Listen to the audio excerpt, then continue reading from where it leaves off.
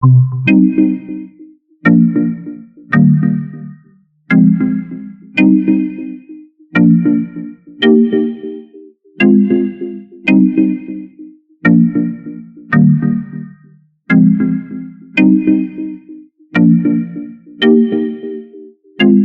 it in. Thank you for being here. Thank you for being here, Madzi. Thank you for having me. Thank you, man. Yo, bro. How was your weekend, man? Man, the weekend was good, man. I was at my little lab, salon and stuff, and there was some Haitian get together where we're making some food and stuff, man, after work, and I just went there. That was dope, man. Ladies and gentlemen, welcome to the Creative Hustle Podcast Show. As again, we forget we're recording a podcast. So every time Yvey is around, we family, man. It's all family, it's all love, it's all beautiful. Out here in Seattle, Washington, I don't think you understand, I got a celebrity next to me. Let's just say he's acting so humble right now. You can tell. Look at the fine print. Look at the fine print right here. Mr. Forbes, Mr. New York Times, Mr. LA Times. Talk to your stylist, to talk to his stylist. Then the other stylist to talk to this stylist. His name is Yvey The Stylist. Welcome to the show, my bro. Thank you, man. Thank you for having me again. Thank you, man. It's always good catching up with you. Always love, man. Always love, man. Yeah. Before we begin, what are you wearing, bro? I like the. I feel like it's a. It's like I love the newspaper vibe on it, like news on it, and the Times Square on it, and the jeans bar and the collar. It's a different dynamic of your stuff. Man, I'm Yvey The Stylist. So I gotta add flavor. It has to flavor. Yeah, I gotta add flavor to things that I wear. Not to impress, but I feel good when I wear it. So actually, you're a scientist of fashion. Yeah. Just something. It's a beautiful day. It's a beautiful day, and I just compliment the day with a little something. You know how it is. By the way, I want to thank you for making time. I know you're a busy man, and it's one of those last minute things. Like, brother, I know you kind of pull up and come here and share with us because it's always a pleasure to have you here.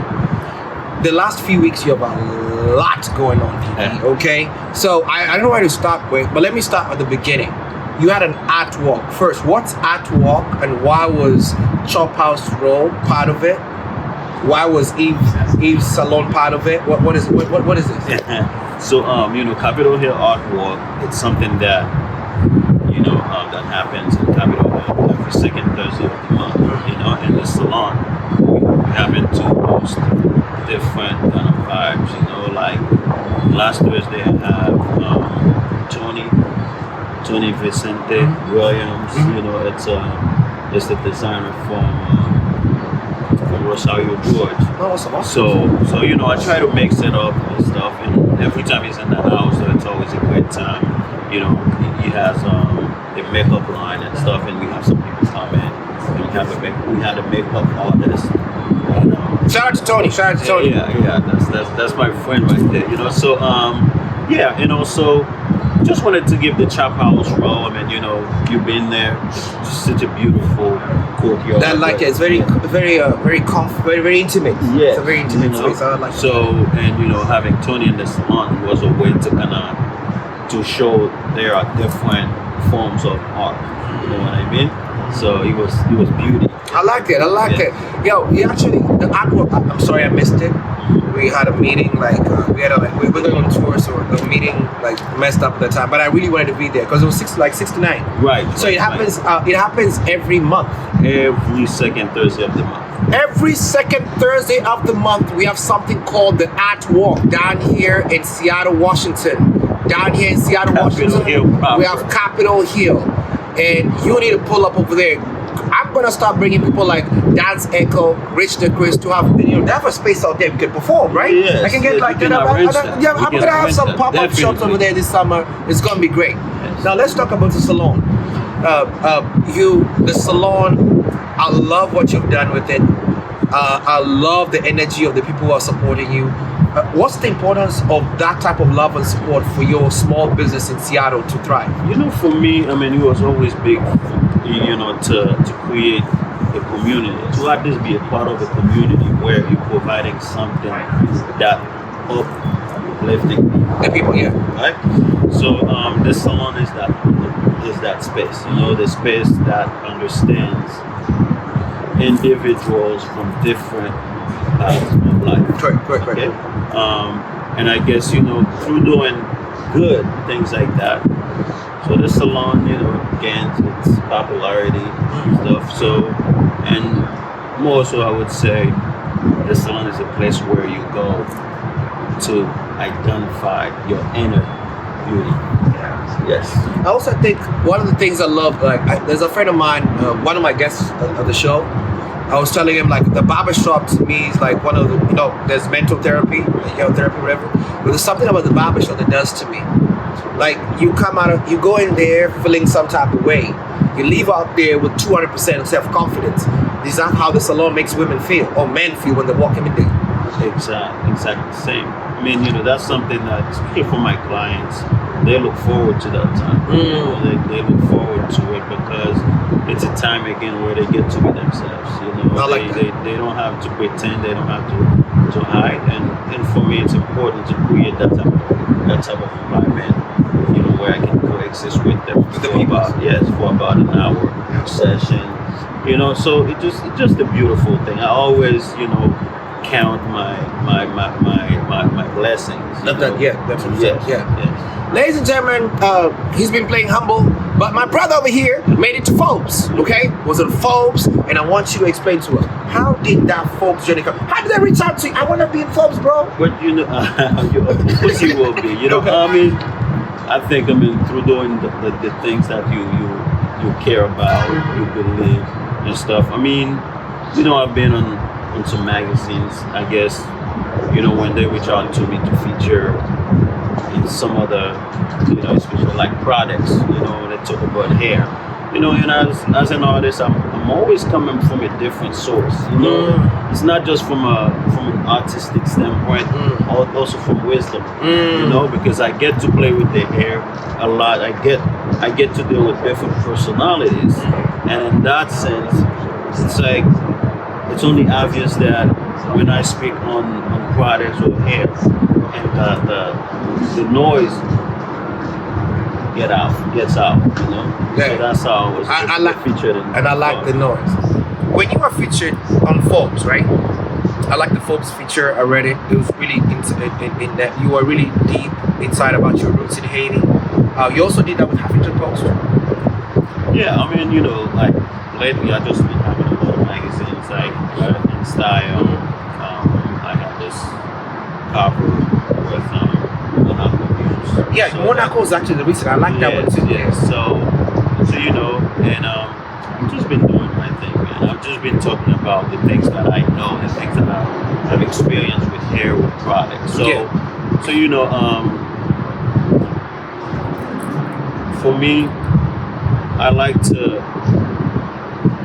share, you know, what I feel deep in me. And I think the hair, as much as like we're trying to put some glamour behind it, but as you work with the hair a lot, you discover a lot of things. There are different parts of that business. Right. Yeah, I like that you're taking yourself off your comfort zone.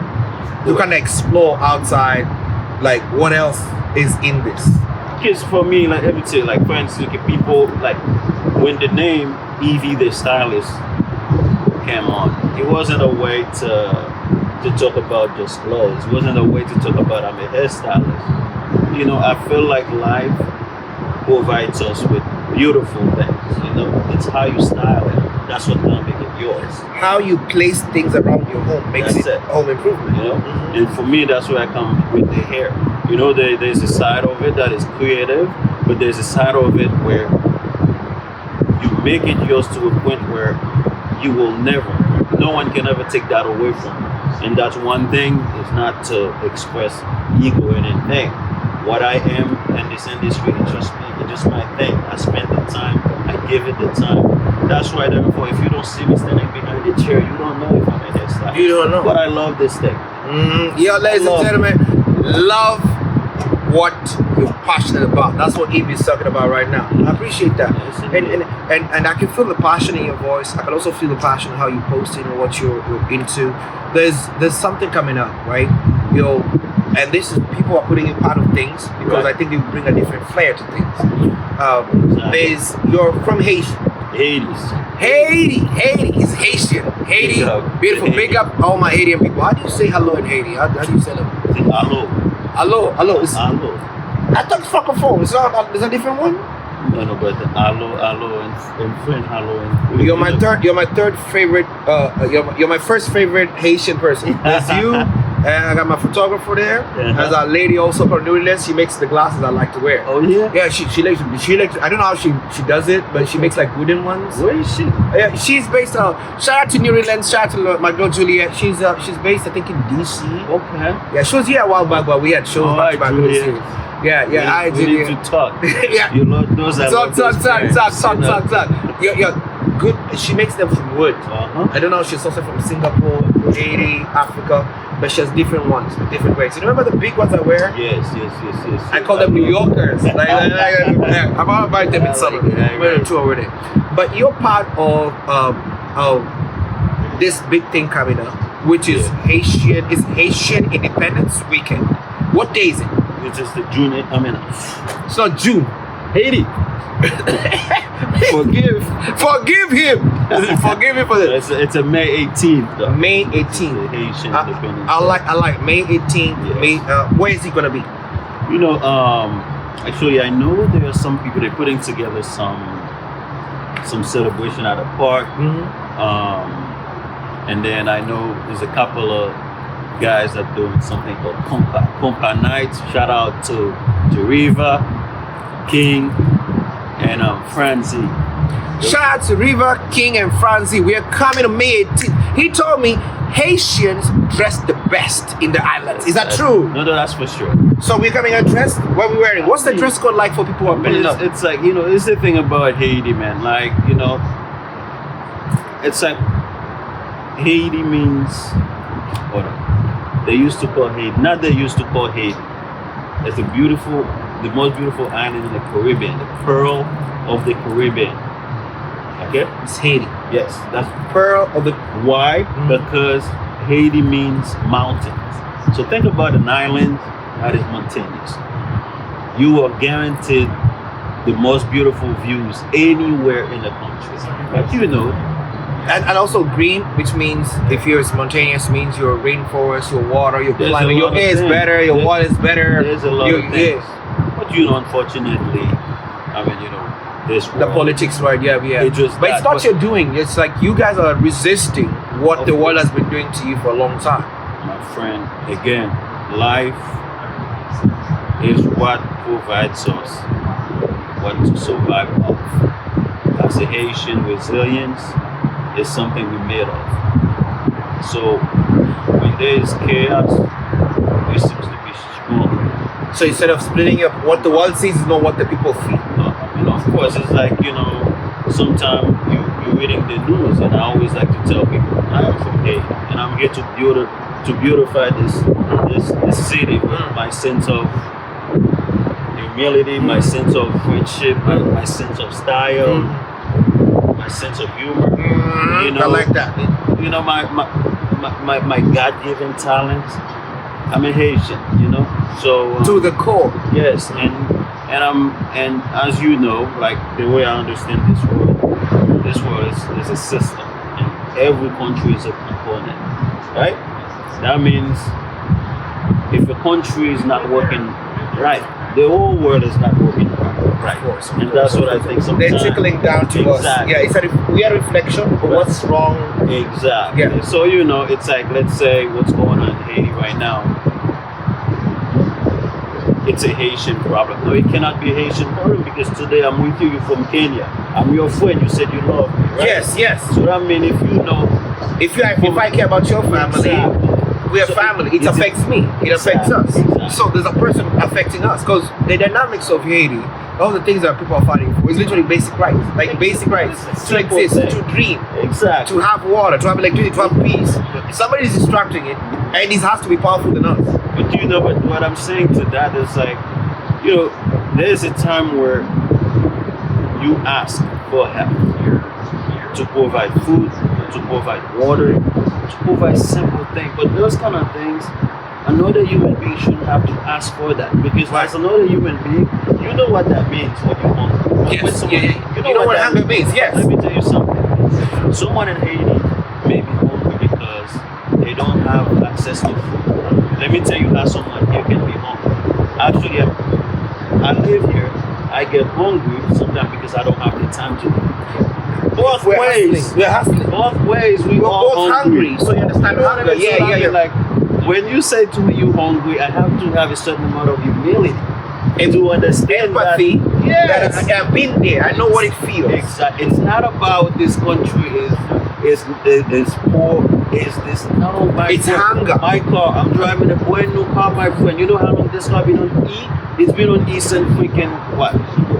Tuesday. And my check engine light was like, you know I understand because I've been there. I don't have the time to really stop at a gas station to put it. But I could be in Haiti, I have a car, I don't have money to put gas in it. But isn't it the same thing? Same thing. So that's what I remember one time, ladies and gentlemen, I was talking to my friend in Africa, and he was like, you guys over there, you're doing this. I'm like, bro, you don't have food, but you have appetite. Yes. Over here, I have food. I just don't have appetite. Yvey actually bought us amazing Indian food. Do you know the name of the place, by the way? Oh, is it 𝐿𝐻𝐾𝐒? 𝐶𝐎. Shout out to 𝐶𝐻𝐾 in Indian food. Y'all served us today. Shout out to 𝐶𝐻𝐾 in Seattle. Your food was amazing. I just didn't have time. I had to fight you. You just fighting me to eat it. Go eat some food. Because we don't have time. Exactly. Time means different things to different people. And here, if you miss that time slot, it's over for you. Exactly. Oh, Yvey. Yes. How long have you stayed in Seattle? How long have you lived here? Oh, goodness, man. I lost count. You know, almost I've been over a decade. That's what I like. That's almost same with some school. Yes. So you know, and you can have a certain relationship with life and time. Tell me, what is this relationship like you have? I want to share with us, man. It's like, I feel like, man, you have to let your time be certain way. In the past, you have to stop cheating on the present. And the future. Yes. Anxiety, future, depression, past. Yes. So for me, I stopped counting what happened when I couldn't control it. Exactly. So if I'm moving forward, but I want to go forward, but I'm walking back. That's, the past. I know what the past did for me, and you know what the past did to me. But right now, my friend, I'm so much in the present. I'm so happy. This is where you need to be. Right here, what's going on right now? Yeah. It's like Seattle to me. Seattle is the vibe. I'm nurturing every second. I'm liking the fact that you even mentioned that, because you're literally talking about the wealth, they call it the mental wealth. Okay? 2 days ago, I was speaking to a friend of mine, and that's what he has all these things. He lives in Idaho. But whenever he calls me, I feel the emptiness in his voice. His text messages are dry. His social media is dead. But this wealth of living for now. Because I know I want to worry about the future, bro. I want to worry about having 10 homes, multiple cars, whatever. But I don't know if I can live to see it. That's the arrogance. I don't want to suffer today for happiness tomorrow. Because tomorrow I'll have PTSD. Yes. Tomorrow I'll have knees hurting, prostate cancer, erectile dysfunction. I want to think about it right now, bro. Where my dick is still working. Exactly. I don't want to worry about that. I want to worry about it. But how many of friends are living in the future? Exactly. Bro, I'm here. You know what? That's just one of the things. That's the arrogance of human beings. To be so sure about what's going on tomorrow. No, you can't plan shit. No. Right now is all we have, my friend, and that's it. And this is, what interesting. Sometimes when you speak like that, and people think you are reckless. Yes. Like you don't care. Like you don't focus. No, let me not focus. I focus on my happiness. Exactly. Right here. Enough. Yeah. Right now might give you a better tomorrow. You know what I mean? But that's not for you. decide that right now. That's what we can decide. I was talking to this guy. I was telling him I don't want to be a cool 50-year-old person. When I'm in my 20s, I want to be the cool 20-year-old person. Yes. When I'm in my 30s, I want to be the cool. I don't want to be these people finding themselves midlife crisis because now I was waiting for the future. No one cares when you walk into a place like you're a rich, you know, those 60-year-olds driving a Corvette. Bro, that guy, you're supposed to have it. Yes. No, you need to have a van because the girls you're attracting.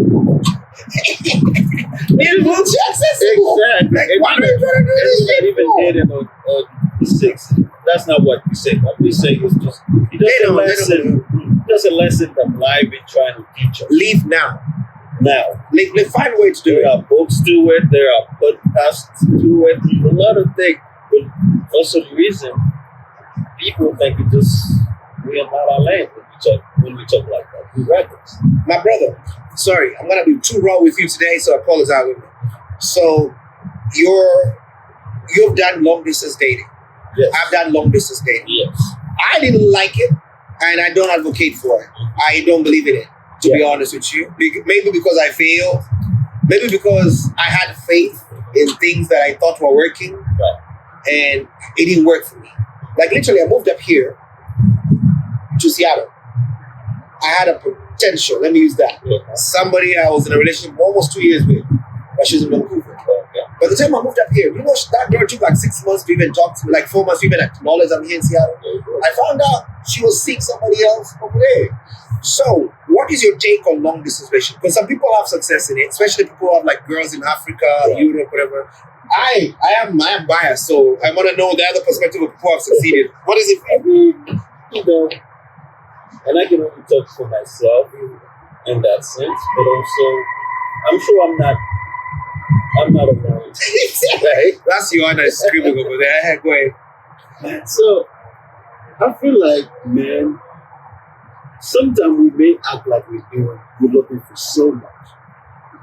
You know, women are powerful beings, like Bro, they're very powerful. Women are powerful. when Women you around the find world. someone that provides you that time, look, with the home, man, you come and handle your business still, because there's a curiosity in being around the person that you care for, the person like who cares about you, you know? So, you know, you can tell, like, the person you will have access to all the time is not the person sometimes. You take a very type of man to appreciate I like that. the full access to someone, right? And it takes certain women to appreciate the availability of a man. Of a man, Okay? very quick. So I have experience, you know, long time. I mean, some of my best relationships are long distance. I like that. I like the healthiness of it. That's the whole Because the perspective thing is, exchange. there's a certain way. Think about it, man. As we get into a certain age as men, we're looking for some specific, someone that we can have a conversation, a deeper conversation with.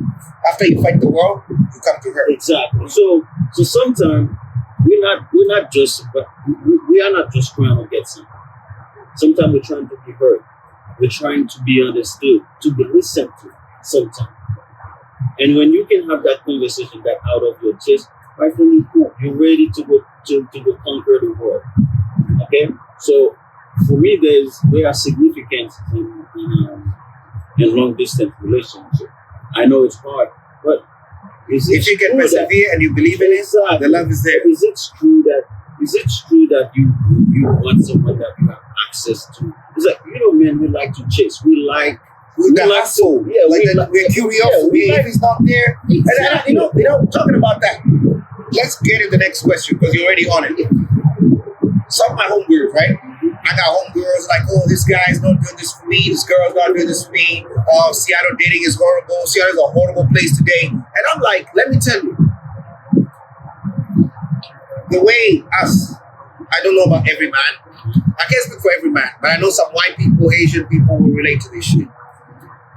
We like some things that will make us change some things about us to pursue. If I get you too easy. Yeah. Again. So we met in the club. Yeah. So me and you did not see a restaurant together. Yeah. No, not red, not Chipotle. Okay. Bro, no. I got. Like, bro, I we got didn't some sit. for We you. didn't sit somewhere where I figure out your dietary needs. Yeah. Oh, you're a vegan. Yeah. Or you don't eat meat. You like my meat, but you don't eat meat. Right. And I'm like, she's like, oh, I met this guy. I'm like, yo, you met him at a hookah bar. Okay. Your first date was Chop Chop. Shout out to Chop Chop, by the way. Because Chop Chop is serving them all the way night. Right. So you did not see Yeah. a chandelier anywhere around you. Yeah. There was no relationship here. Okay. This was a pickup. Right. You know, like DoorDash Yes. of human beings. You are hilarious. I got something. Bro, but think about it. I got something. Talk to me. On this side, I'm gonna be on the lady's side. I'll be on the ladies' side, though. I'm on both of them. I got And something. this is both guys and girls. Like, just no investment. I got something. All right, put it. You're gonna have to answer. And you know. I gotta be real. I gotta be real. Let's go. You know what industry I'm in? Yeah. I cater to the ladies. Oh, the ladies. They my I know. world. They You got an lives. ambassador today. I mean, I got to speak for them. Okay, talk to me.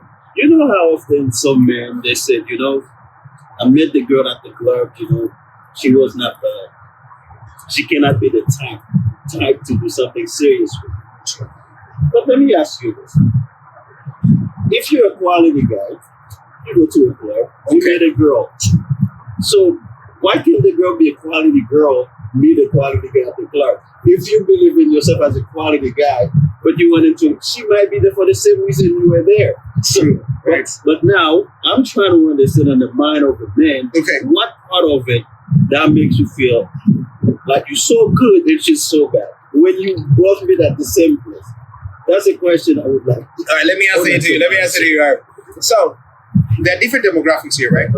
I'm gonna speak primarily for the immigrants because I noticed like sometimes when I speak for Seattle, they remind me I was not from CD. I'm not from here. I'm not them. They remind me I'm not African American. They remind me I'm not white. They remind me I'm not Indian. So I'm only going to speak for the people I relate to or I know the experience. So number one, we have immigrants who came from certain countries that are still developing, right? On war, they're refugees. So they're coming from a place where even dating was still, like I'm telling you, bro, their presidents have been there for 50 years, like Uganda. The president has never changed. Like they're coming from some fucked up countries and they don't know how yet to process like modern American dating. Okay. So let me give an example. My cousin was in a relationship with a Nigerian man for 8 years. Never met the family, never went to Lagos. But the guy claimed her, like they had kids, they have a family. But the guy said, I like you because you are not in the club. But the nigga the whole time had a whole marriage, a whole wife with kids in Nigeria. There you go. So, back to the ladies. We're defending the ladies on this time. We have African men who want a wife at home and still an ashawo in the club. Yes. So, when they say like, you're not the quality, it's weird because I feel like they're running away from themselves. Exactly. Because you like hookah. Yes. Your soulmate should be a hookah. That way you'll be at peace. Otherwise you'll be running away from home. Lying that you're going somewhere you're not going. Think about it. You like women when they go out and they behave themselves. Yes. They're shaking that bundas. Yeah. The ass is shaking. That's what you like. But you're lying that you want that girl at home wearing, a duvet in the house the whole day. Think about it. This is some shit.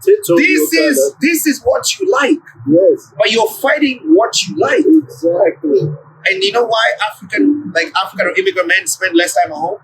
Because they can marry what the society tells them to marry. Yeah. They can marry what looks good to their families. Oh, my dad said she's a doctor too. Yeah. Or she's an architect too. But you do you want you have to for real. Like listen, my happiness is cool. I'm telling you my personal story, my bro. I was married to Abalungu. Okay, Karens before Karens, white woman. Back like 10, 12, 15 years ago. And she had everything I wanted. She came from a wealthy family, bro. We had horses and shit, bro. Yeah. Wealthy family. Because that's what my immigrant mindset was like. I got the catch, the blue eyes, the blonde hair. Like, yo, I got mine. Yeah. I won the lottery. What is that? But I was not as happy with her Even I had a child with her. The way I'm happy with my wife, the wife I have now, she's my ex. Yes, all those things are there. But I used to run away to look for things that mattered to me. Yeah. Because when you think like you're dating for ass or property or status, this here will wake you up one day. One day. That white woman she was a good in different aspects, but she hated African food.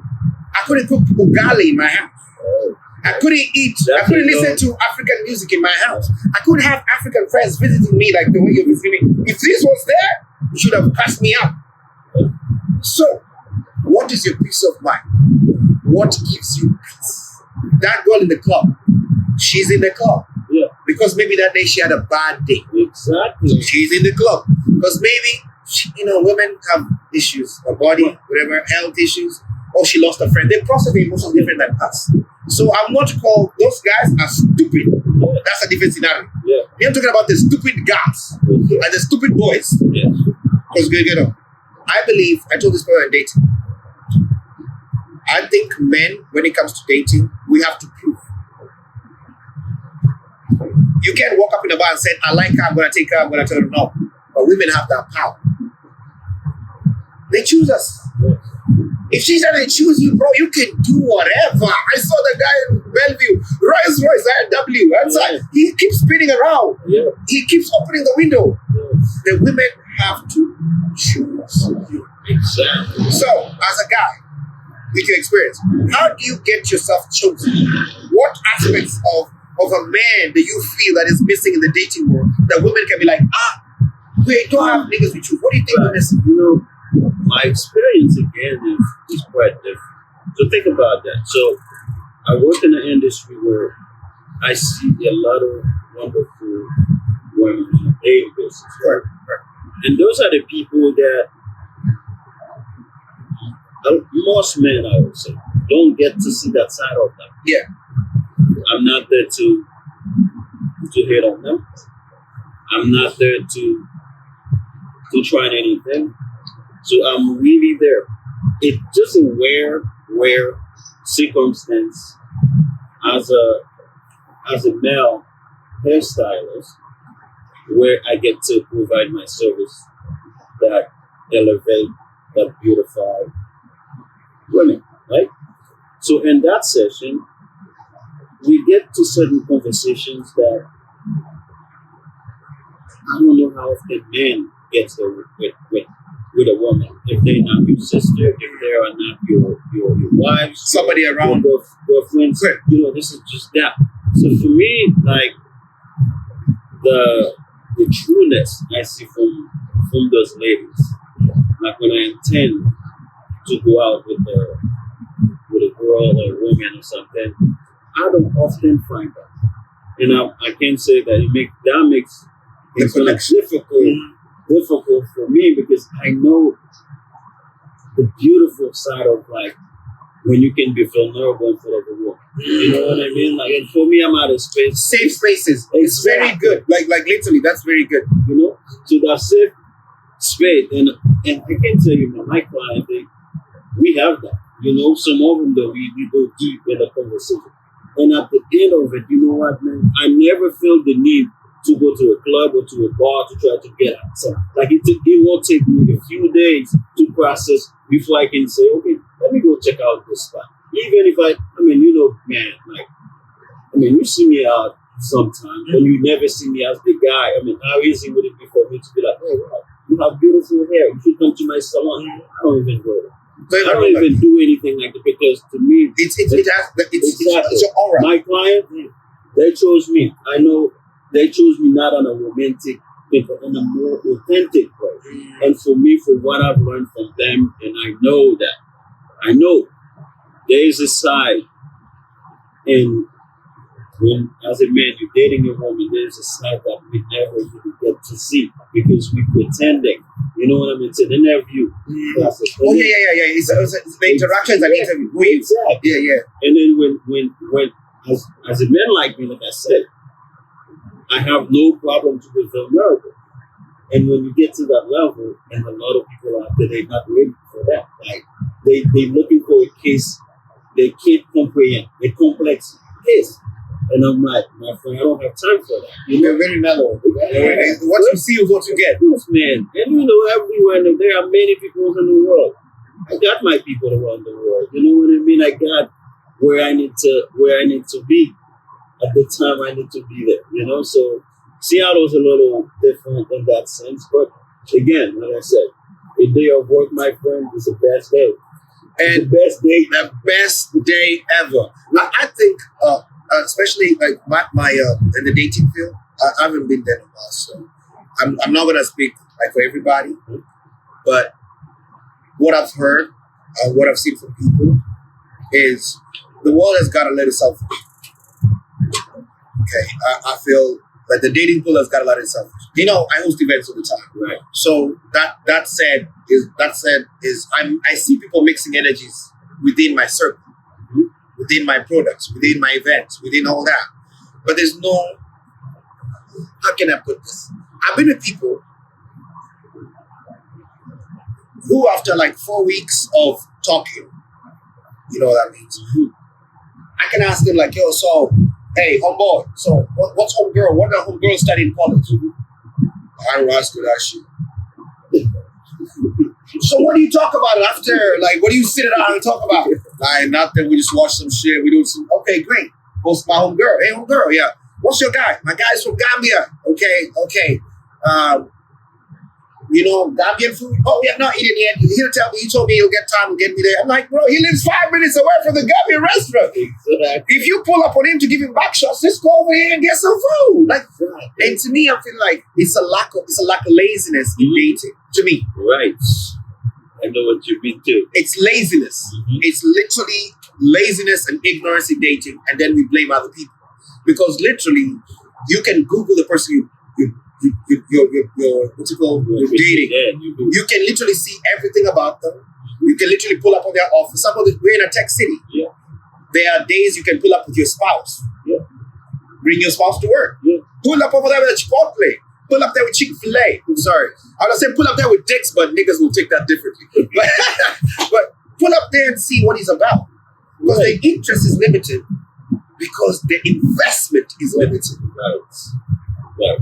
And you know, I mean, like, as far as dating in Seattle, you hear a lot of people talking about it. But my thing usually be like, how could a city with a bunch of single guys, bunch of single women, but I mean, there's no vibes. What's going on? What's missing? Yes.